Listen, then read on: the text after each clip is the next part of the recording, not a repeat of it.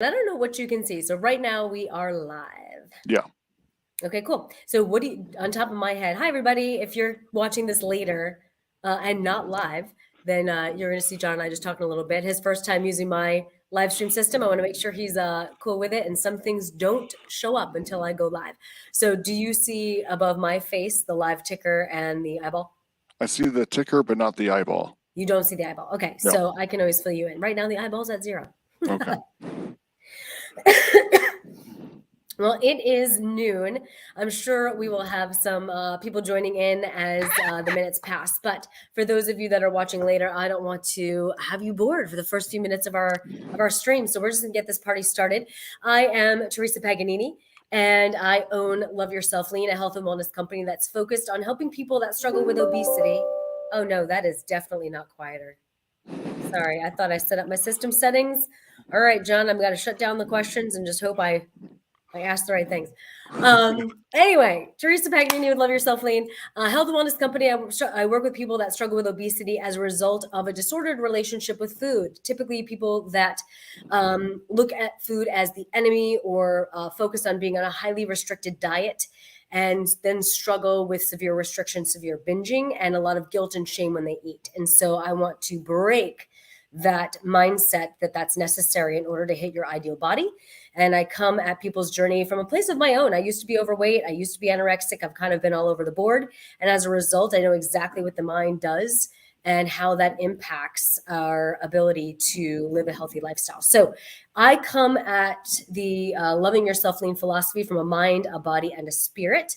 And I brought John on today because he is the owner of Lifestyle Performance Training, and he is very focused and passionate on the movement side, which is highly important.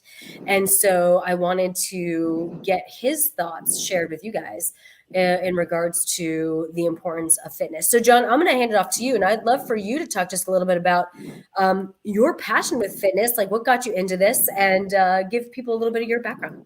Yeah, thanks. Thanks for having me on.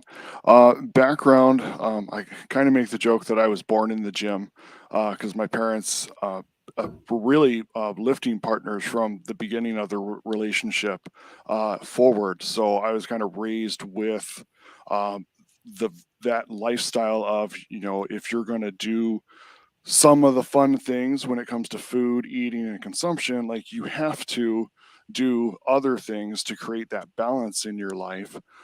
So, going to the gym, it wasn't a foreign thing to me. I've been doing it either as a kid being sent to the babysitting room or, actually being able to finally join my parents for the workout as early as middle school when I was around 13 and old enough to be a member. And through high school, I kind of became the guy that people asked for help with for their workouts. And around senior year, the realization of people actually get paid for that coincided with a local gym opening near the neighborhood that needed trainers. And that's kind of how I got my initial start in it. I chose, because of that, kinesiology for my degree choice at ASU.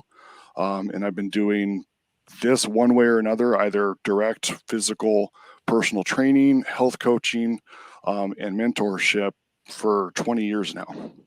Awesome. Awesome. So, what made you decide to take the very brave step to open your own facility, especially kind of here? Because here I feel like it's just so saturated. And I owned a gym, and I had the same thought about myself, like, why the hell are we doing this? There's a gym on every corner. This is insane. So, talk a little bit about just like a minute or two about the business and when you opened it, what it's about. That. Yeah. So I've done, private training as just a person, renting use from other studios.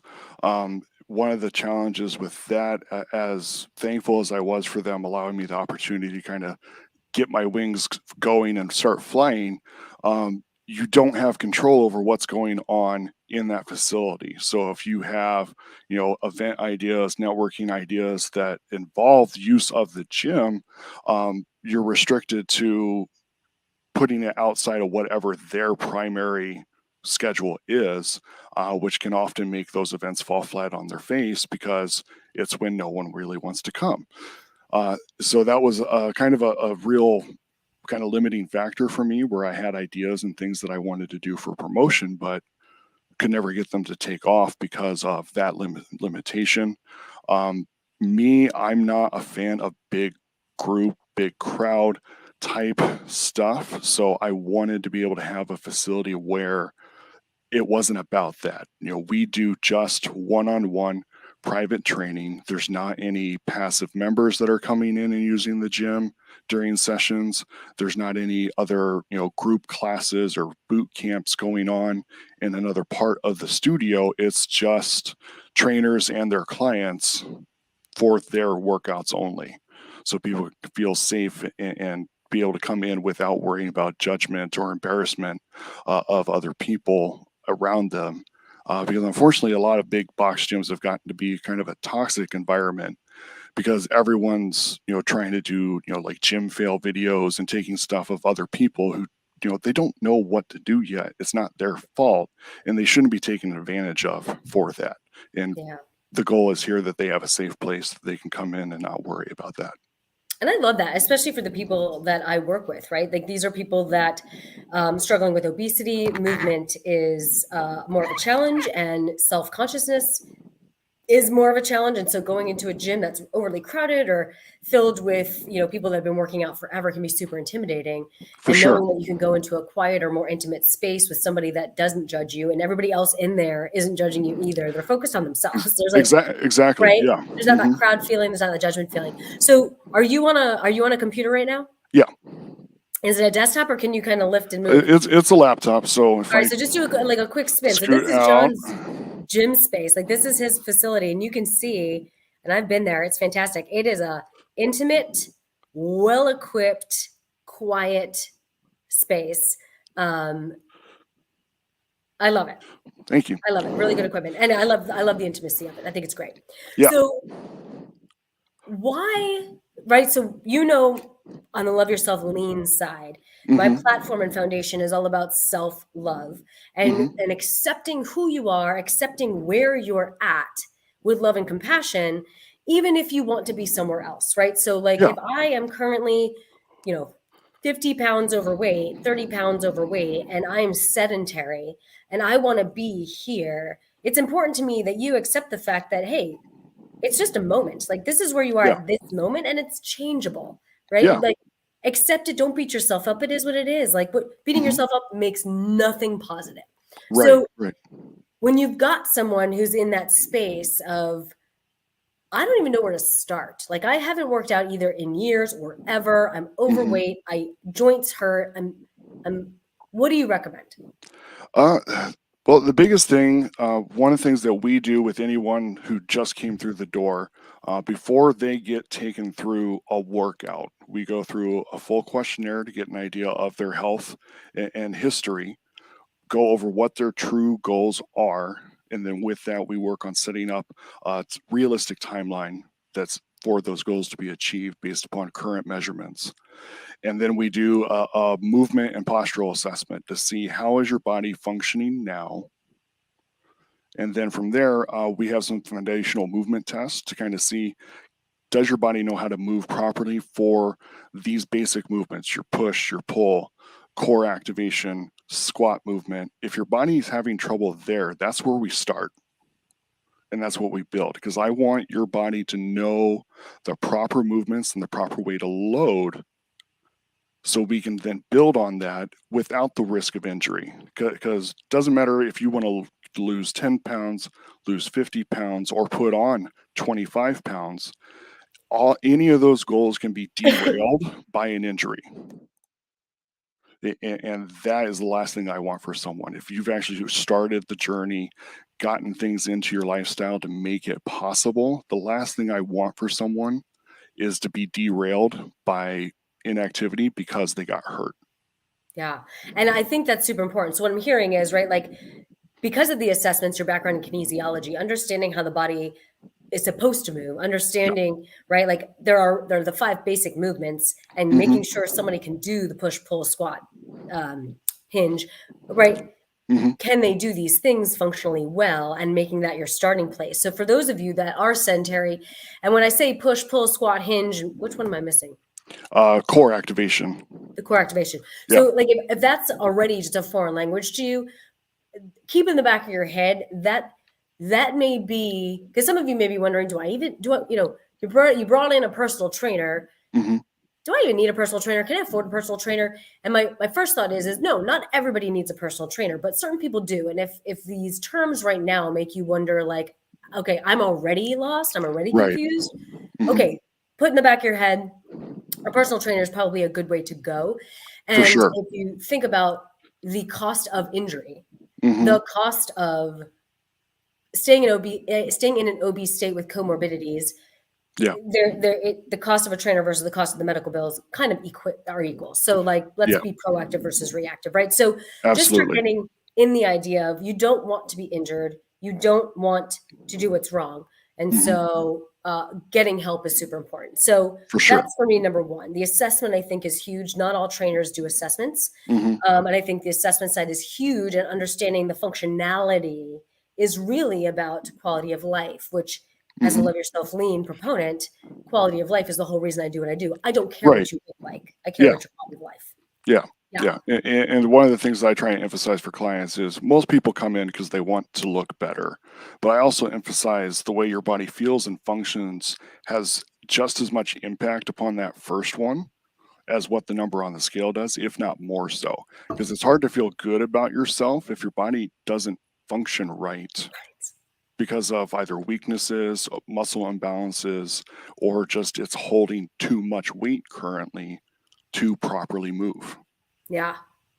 So let's say we were talking about like trying to avoid injury. hmm What about people that already have injury? So a lot of my clients that come to me, the reason why they're currently overweight is they used to be active, they got an injury, it has never healed properly, Right. or it continues to come back or whatever. And so they have eliminated their activity and they're in this state of fear, hmm and unknown, once again, unknown of how to Yeah. bring it back in. So how do you handle or suggest, what do you suggest for that?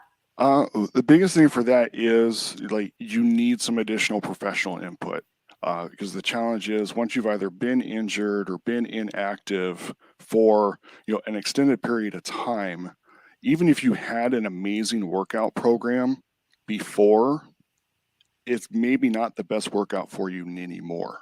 No. And we have to meet your body with where it's at today, not where it was at in high school, college, or simply 5 years ago before you had kids and your knees started hurting. We have to meet your body where it's at now and build a program there. We can still make progress. We can still challenge your body in a way that it reacts to create change, but it may be in a way that you're not familiar with, and you have to learn that. Yeah. And one of the things I love about John, he and I are both big on partnerships and having a community in the support of our clients. And so both of us have a good friend, Dr. Amy Gullidge, and she is a physical therapist. And so, right, Mhm. having that partnership, we also have a chiropractor who's a partnership. So understanding that if there's something that we can partner, right, like Amy does a different type of assessment, and Mhm. she can partner with John to then develop a plan of which his kinesiology background matched with her, physical therapy background comes together to ensure a safe program that helps move you from that injured state to a Mhm. functioning state. For sure, for sure. And the challenge is a lot of people, they're dealing with pain, and it may not even be from an actual injury, but it's because of muscle imbalances that have developed due to inactivity paired with static positions over long periods of time. So whether it Yep. be sitting extended, standing extended, or repetitive movement at work, those create imbalances over time, and that causes undesired tension in the wrong spot on your joints. So we have to address that. That's why we do our movement assessments, so we know what really has to be worked on. Because if you want to, lose a bunch of weight, that's awesome, but these other things have to be addressed in order to assure you get there the best way possible. Absolutely. And like you said, the functionality is going to impact even just how you feel about the aesthetics. So even if Absolutely. you lost weight, if you feel like you're 150 years old, how much are you really going to appreciate what you see in the mirror? Yeah. Right. It- So there's some people that I also work with. They're active already. Like mhm. they are in my estimation, they are fit, but in their Right, estimation, right. they're somewhat plateaued, right? Like they've been doing and they've been working out and they're hitting this level that they're just like, ah, God, I can't get to that next level. Hmm. What type of things do you recommend for them to, one, identify what the plateau is, and two, how to get them past it? Right. And that's one of the challenges for any sort of fitness program is the body inherently doesn't like to be challenged. So the more you expose it to the same thing, the more your body will go through adaptations to make that thing easier the next time. That's how people can run marathons and do triathlons and other like impressive things. Is they just do it over and over and over again, so it's not as hard.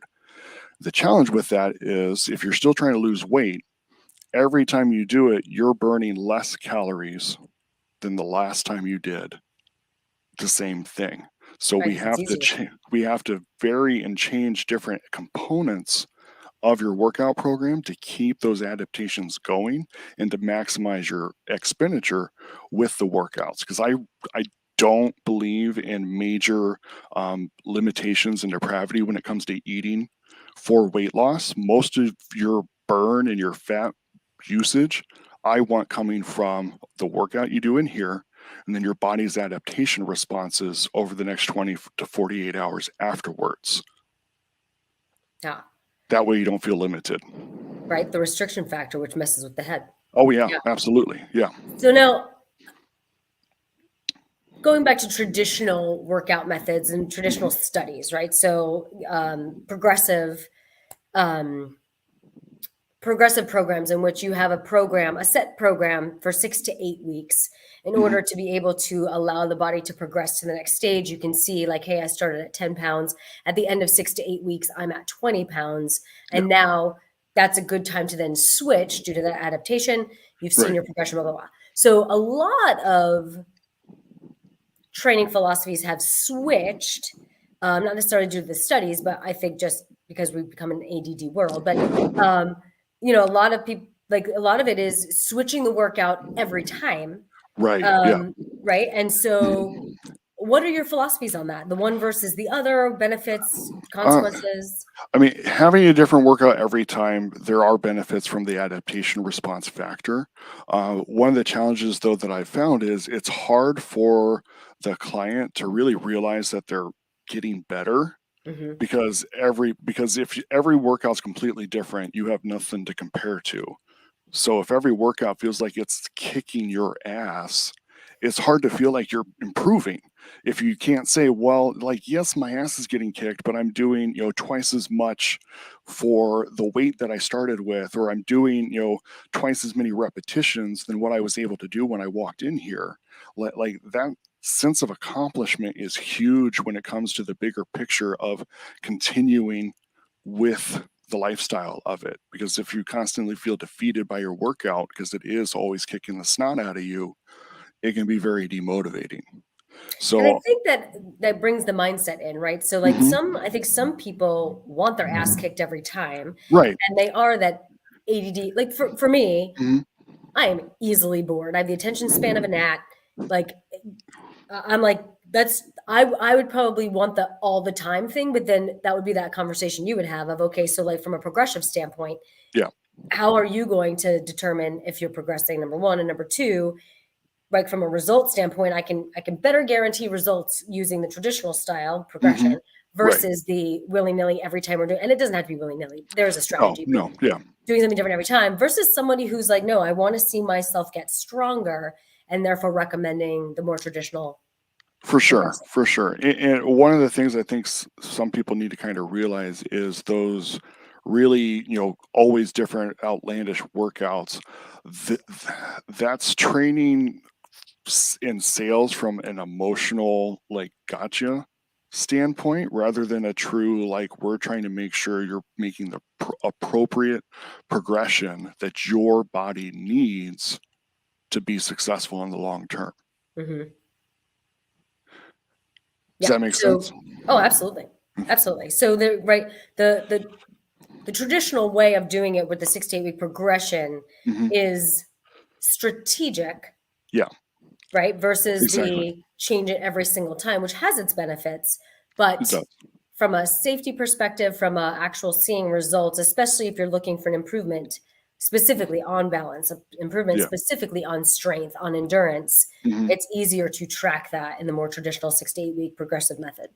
It is, and then from a, not hitting plateau factor, um, if I know what are different variables that we're working with through a program, it's easier for me to make the appropriate adjustments to keep your body progressing rather than, okay, we've been doing, willy-nilly for 3 months now, but all of a sudden you're not seeing progress anymore.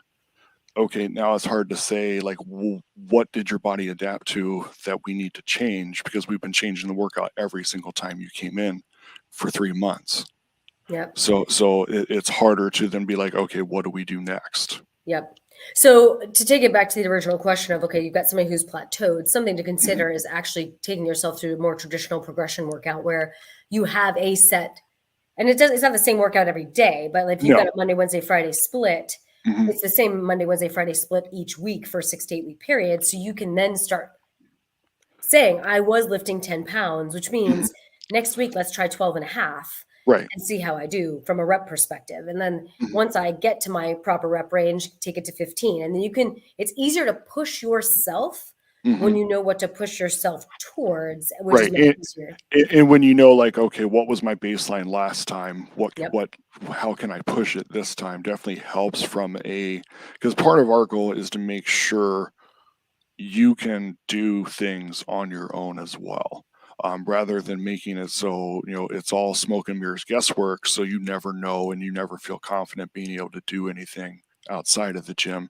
That's not a sustainable, like, successful model, in my Right. opinion, because we don't want you continuously dependent for 100%, right? so, I always yeah, tell my clients, I should work myself out of a job and get a nice referral. Like exactly, yeah, that's kind of the yeah. point. You should be self-sufficient within a matter, for me, 3 months. It's different on training, but for Mhm. me, from a 3 month perspective, you should have all the knowledge and capabilities to be successful on your own if you choose to be, Mhm. and then just refer friends, and Exactly, we'll keep in touch. yeah, yeah. Um, awesome. So we have two viewers on. So if you guys have questions as we're talking about movement and these philosophies, please jump in there, throw your questions at John or myself, so we can make this pretty personalized and you can get the information you're looking for. So John, let's say somebody, if we go back to the sedentary person, and they're not yet ready to go into a gym, even a private personal training facility. Mhm. Um, what do you recommend? How do they start? They're 30 to 50 pounds overweight. They've been sedentary. Is there a specific action movement recommendation that you have for getting started? I mean, the biggest thing would just start moving instead of choosing to be still. Even if that just means, taking some steps instead of an elevator at work, parking a little further away, getting up every hour from your desk rather than staying there for, 4 hour blocks of time. The more you can move, the more the body will feel better, more circulation, and we start getting the ball rolling into, expanding that calorie consumption per day to get your body feeling like it could do more. And then kind of from there, you know, just start walking is a big factor. People underestimate how much of an impact moving for 30 minutes every day can actually have if you do it consistently. Yeah, I love that. That's exactly what I recommend to my clients as well. Just create opportunities to move. Hmm. And then when you're ready, get into a daily walking regime that doesn't have to be 60 minutes. It doesn't have to be like a long period of time. Just build yourself up. Even if it starts at 10 minutes the first Right. 2 weeks, add 10 Yeah. minutes every 2 weeks, right? And Hmm. just continue a slow progression. Like this is just Yeah. about getting better. Yeah, and I think that's one of the challenges is, today's society is too much based around all or nothing, Yes. in the aspect of, well, if you can't get a 60-minute workout, you might as well just not do it at all, and like, that's a disservice to beginners, 'cause I actually changed how I sold training, because when I first started, we were brought up with, it's all hour sessions, that's what you do, so when I went out on my own, that's what I was doing. And I discovered like a lot of people can't last up through a full 60-minute session when they first start out.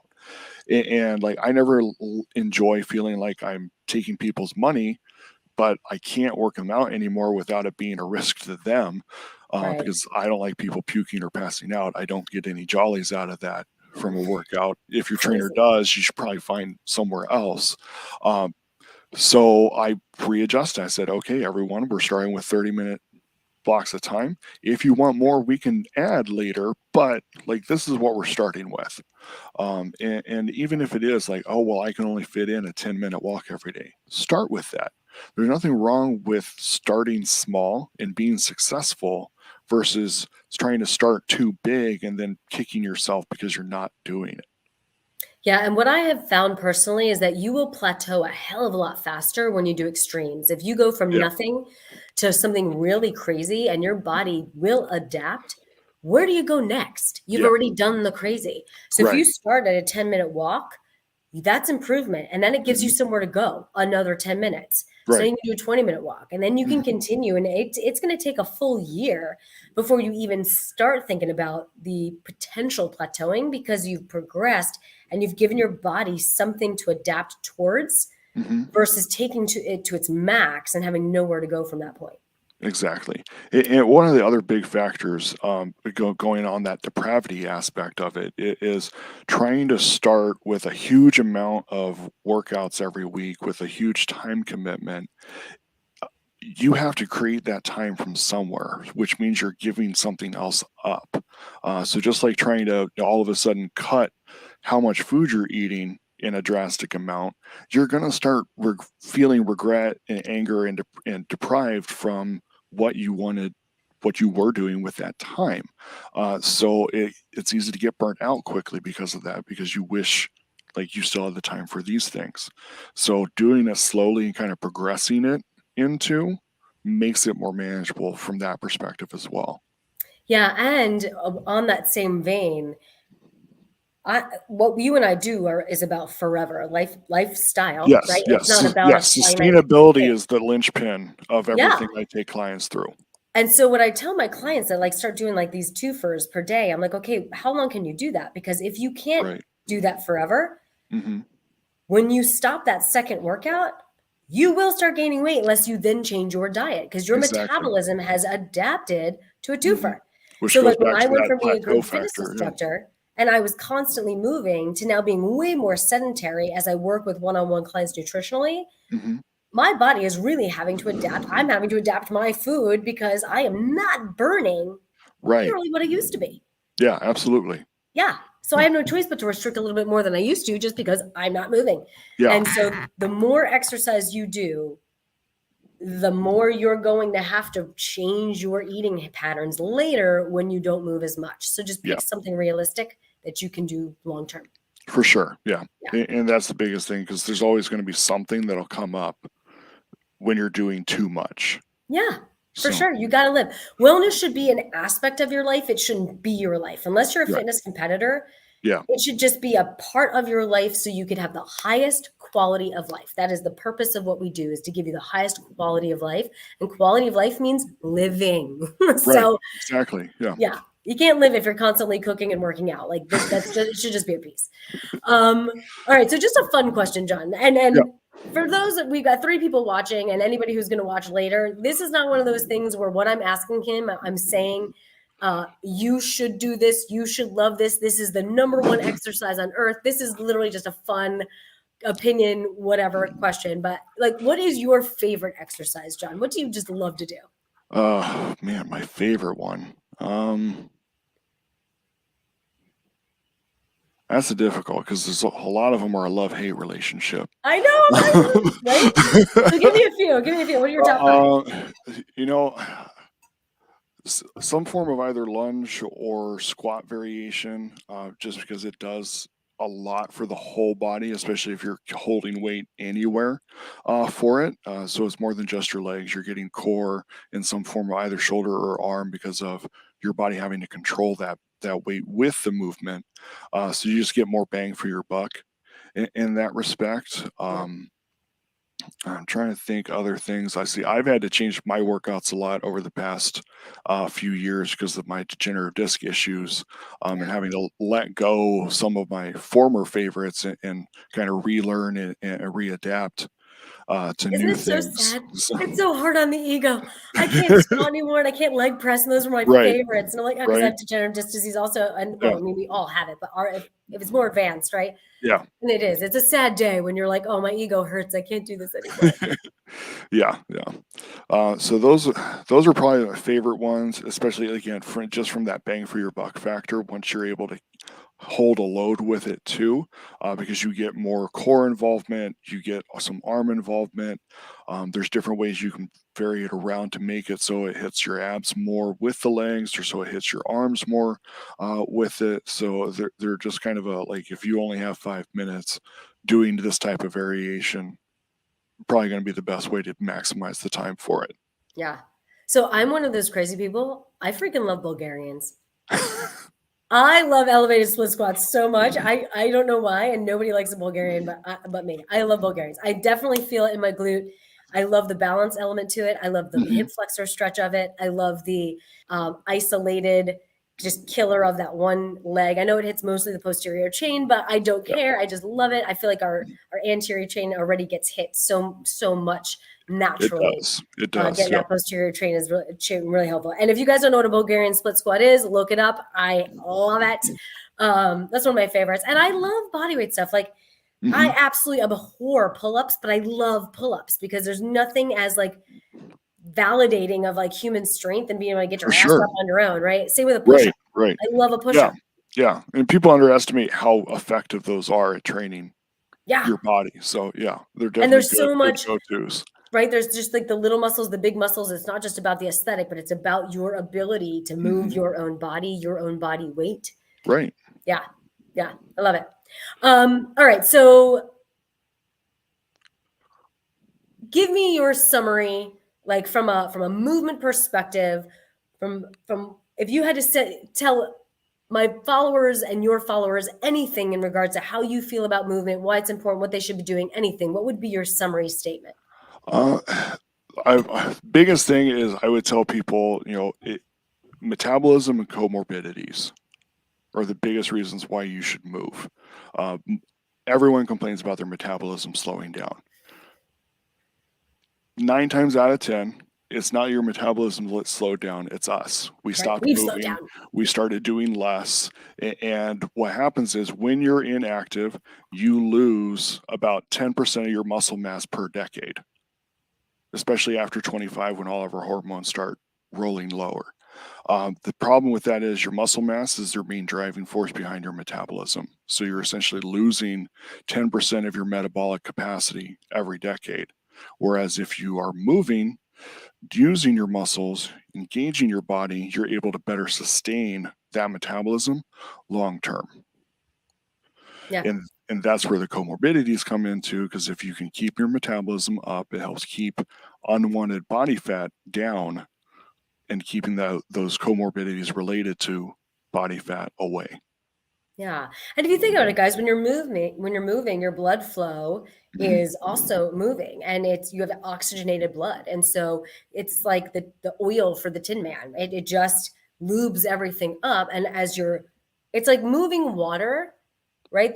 Moving water has a greater capacity for being safe to drink. I don't recommend it, by the way, but then like a standing body of Right. water, Yeah. right? And it's just like your blood kind of just gets sludgy as it just sits there. Hmm. Whereas as you add movement in and you've got that constant blood flow flushing out things that aren't good for you, right? Getting everything oxygenated, pushing the toxins out, getting that metabolism going. Yeah, 100%. Love it. Hmm. So, since you do own a personal training business, I do want to talk about that for a second, just because many of you that follow me and have worked with me know that I personal trained in my past. And there's a lot of really good trainers out there, and there's a lot of really shitty trainers out there, and a lot of dangerous Unfortunately. trainers out there. And so, Hmm. for someone like me that no longer takes on new personal training clients but does refer them out, it's very important to me that I have a very good referral source that I believe in. And so, John, if someone's looking for a trainer, what should they be looking for? What should they be asking to ensure that they are training with someone safe and worthy of Mhm. their investment? I mean, one of the biggest ones are credentials um, and experience. Uh, if you have any sort of physical issue, you don't want to be a noob's experiment project on learning how to train that condition or that injury. So you want someone who's very versed, very knowledgeable, has a multitude caseload of past experience with those type of issues, rather than being someone who just got their certificates first time, so to speak. Um, and unfortunately, usually for a good level of experience, you're going to have to look outside of a commercial gym. Yeah, that is true.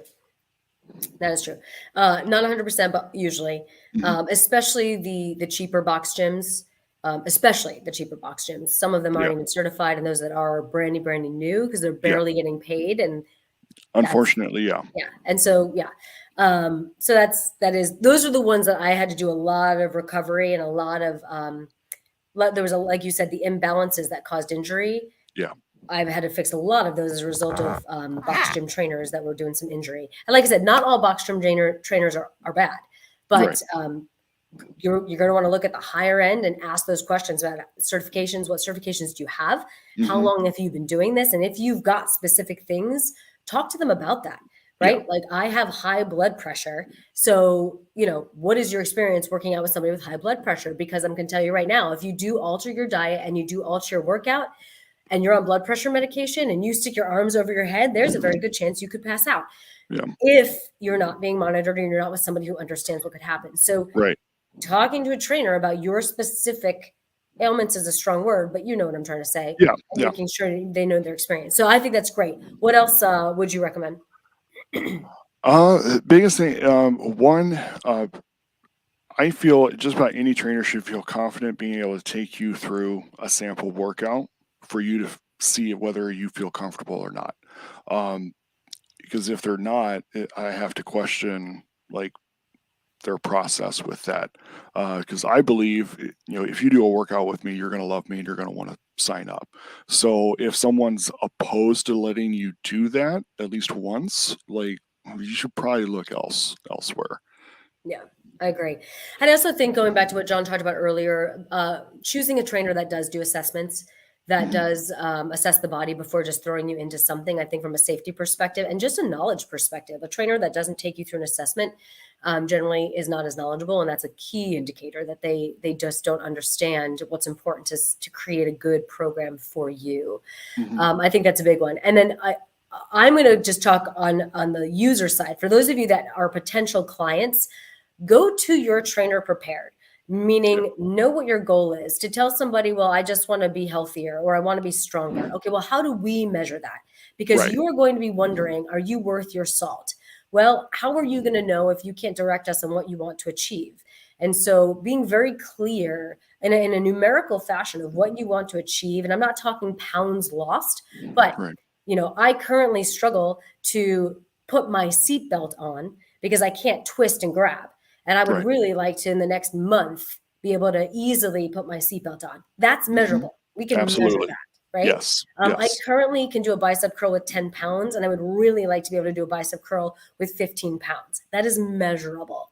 Mhm. So come with some measurable goals that will help us understand truly what you want. And then I do believe, like John said, if he puts you through a workout, he feels very confident you'll love him. Well, what kind of workout do you enjoy? Because if you're able to communicate that, that sets him up for success. And it also allows you to understand, are they adaptive? If you like Yeah. a fast moving workout that is a like keep me entertained and a trainer can't give that to you after mentioning that, they may Mhm. not be the right trainer. If you say, look, I want to focus specifically on strength, and they start taking you through a cardio workout, they may not be the right fit. They don't listen and adapt well. So Right. once You again, don't. understanding and being able to communicate what you want Yeah. sets your trainer up for success and also allows you to really assess them on your free workout before you spend any money on them. And no my way or highway. Like you want to shy away from those type of trainers too. Right? This is about you. It's your money, your body. Yeah, and that's the other reason why I insist on the initial assessment workout, because it's personal training. This is a very personal relationship you're going to be dealing with, and we're going to be going over some very deep issues, and that needs to be with someone you're comfortable with. Yep, because you got to be able to communicate. This is a marriage. Yeah, the safety of your body is in somebody else's hands. So absolutely. Right, like you've got to trust them to be able to openly communicate and Yeah. share your truths, and so that's gonna be important. Yeah. Awesome. Any final words? The biggest thing that I would say, and I hear this a lot, whatever your pursuit is, just remember consistent persistence will always get you there, regardless of any obstacles or roadblocks. I love that. I love that. I always have my my three big needs, and persistence, consistency, and planning. Like those are my three, right? Like if you can do those three things, you're going to be successful no matter what. So it's funny that we have the exact same, pretty much the same saying. So if you guys are interested in learning more about John and his business, Lifestyle Performance Training, he is located on Hardy, just a little bit off of Elliott Road in Tempe, and very close to the Tempe Sports Complex, if you're familiar with that. And he's going to put a link in the comments. So if you're interested in, is it what, getting that free workout? It's actually a free week for anyone who's listening. So. Woohoo! Look at that. I love a giver.